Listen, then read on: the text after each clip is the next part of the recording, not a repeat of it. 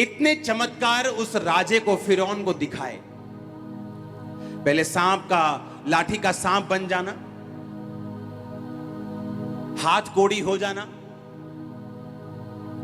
नदी का लहू पानी बना देना, पानी लहू बना देना, मेंढकों का निकल के आना, टिड्डियों का निकल के आना, डांसों का निकल के आना, फफोलों का, फोड़ों का पशुओं के ऊपर निकलना, आसमान से बर्फ और आग इकट्ठे बरसना।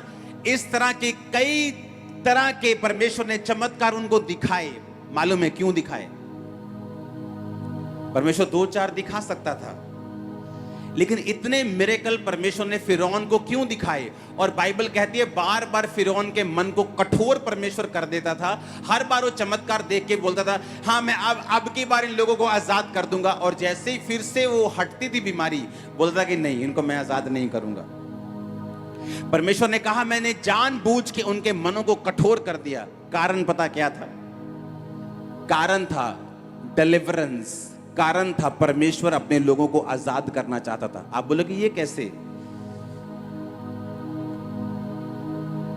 परमेश्वर ने कहा मूसा इन लोगों को बोल, 5 आयत में लिखा तो, कि एक मेमना लेना है। तुम्हारा मेमना निर्दोष और 1 वर्ष का नर हो, यानी मेल हो। चाहे भेड़ों में से लेना, चाहे बकरियों में से लेना, और महीने के 14वें दिन तक उसे रख छोड़ना, और गोधूली यानी शाम के समय इजराइल की सारी मंडली के लोग उसे बलि करना। उसके लहू में से कुछ लेकर जिस घरों के लोग मेमने को खाएंगे उनके द्वार के दोनों अलंगों और चौखट के सिरों पर लगा देना। उसके मांस को उसी रात आग में भूनकर अखमीरी रोटी और कड़वे साग पात के साथ खाना। जो लोग जिनको परमेश्वर ने अब छुड़ाना था, परमेश्वर ने कहा मैं तुम्हें छुड़ाने के लिए तैयार हूं। अब तुम एक मेमना लोगे और उस मेमने को तुम 1 वर्ष का मेमना लोगे और उस मेमने को शाम को कुर्बान करोगे और उसे खाओगे। अगर परमेश्वर बहुत सारे चमत्कार राजा फिरौन के ऊपर ना दिखाता, मैं आपको गारंटी देता हूं कि इस रीति और इस रस्म में जो सारे इजरायली शामिल हुए थे उनमें से 50% मिस हो जाते। परमेश्वर ने इतने मिरेकल्स दिखाए, इतने मिरेकल्स दिखाए, इतने मिरेकल्स दिखाए कि उनको मालूम था कि अगर परमेश्वर कहता है कि तुम इस बकरे को खाने से आजाद हो जाओगे तो ऐसा होगा। क्यों? क्योंकि हमने ओलों के साथ आग बरसती देखी है।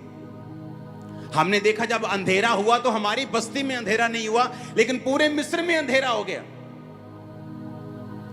जब उसने कहा कि ओले बरसेंगे और तुम्हारे पशु मर जाएंगे, वो सामने वो मोहल्ले के सारे पशु मर गए, लेकिन इस मोहल्ले जहां इजरायली रहते थे एक भी पशु नहीं मरा। उन्होंने अनकाउंटेबल मिरेकल्स को देखा।